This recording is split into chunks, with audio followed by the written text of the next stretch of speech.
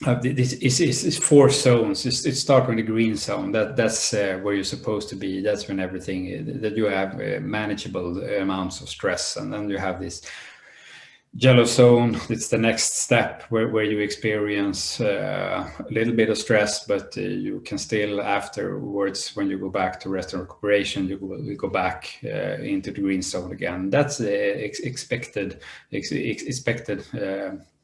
way of moving around. You rest, you take out, rest, you use all the way. But then we see some of them that actually travels towards something where you don't really come back into the green zone again, and then they have the orange zone.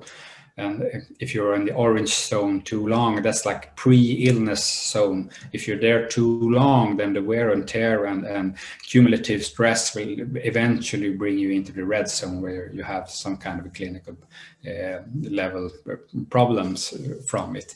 So based on that idea, we started to use it in Swedish Armed Forces back in 2010. We made this. I actually found this. I had this in my bag. I don't know if you can see it. We made these small brochures that gets this to the soldiers. And one of the things when we work with the soldiers is to bring, as I said, awareness. And we're also not just bringing awareness, we're bringing language. Because when you're like in the early 20s and you feel that there's something, you don't really cope with everything, it's really hard to go to a mental health professional and say something about it, because it's not just it's not just that it's against what's like the military culture, but it's also against their self-perception. Who am I? I'm the big, strong soldier. And when it comes to mental health issues, that doesn't relate to me, because I'm like a big, strong soldier. And if they can get awareness in this area. So one of the ways that we actually address this in a structured matter. So first we change the wording. We talk about mental fitness, combat mental fitness.